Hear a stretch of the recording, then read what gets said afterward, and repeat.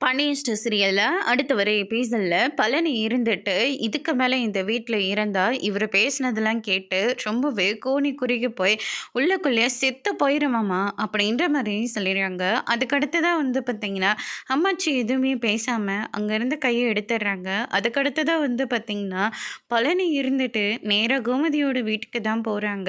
அங்க வந்து பார்த்தீங்கன்னா, மச்சான் இதுக்கு மேல நான் இங்கே இருக்கலாமா?" அப்படியே சொல்லிட்டு கேட்கவும், "இது என்னடா கேள்வி? இதுவும் உன்னுடைய வீடு தான்டா. நீ எப்பனாலும் இங்க வரலாம். எப்பனாலும் போலாம்.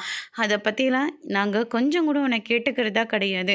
நீ இங்கேயே இருந்தாலும் எனக்கு ரொம்ப ரொம்ப சந்தோஷம் தான்டா." அப்படின்னு சொல்லிட்டு, "ஏம்மா உனக்கு இங்க இருக்க வசதி பத்தாது. உன்னைய அட்ஜஸ்ட் பண்ணிட்டு இருப்பியா?" அப்படின்னு சொல்லிட்டு கோமதி வந்து சொல்லிக்கிட்டு இருக்காங்க. அதுக்கு அடுத்ததா வந்து பார்த்தீங்கன்னா, "என்னக்கா இப்படியெல்லாம் கேட்டுக்கிட்டு இருக்க? நான் என்ன உன் வசதிய பார்த்தாக்கா நான் உன் கூட இருந்தேன். இங்கேருந்து நாங்க போய் ஒரு நாள் கூட நிம்மதியா நான் தூங்குனது இல்லக்கா. உங்களோட எல்லாம் இருந்து, உங்க கூட சந்தோஷமா இருந்துட்டு, அந்த நைட்ல தூங்குவோங்கள்ல பாத்தியா?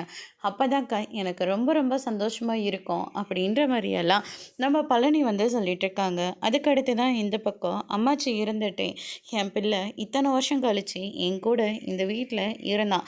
அத பொறுக்க முடியாம, இப்ப நீ அவன இங்கேருந்து தொரத்திட்டல்ல, இப்போ உனக்கு ரொம்ப சந்தோஷமா இருக்குமே. நீ எல்லாம் என் வயித்துல பொறந்தன்னு நெனச்சாவே எனக்கு ரொம்ப அசிங்கமாவும், அவமானமாவும் இருக்குடா. நீ எல்லாம் எப்புட்றா இந்த வீட்ல வந்து பொறந்த?" அப்படின்னு சொல்லிட்டு அம்மாச்சி வந்து சக்திவேல புடிச்சு பயங்கரமா திட்டிட்டு இருக்காங்க. அதோட முடிச்சிருக்காங்க.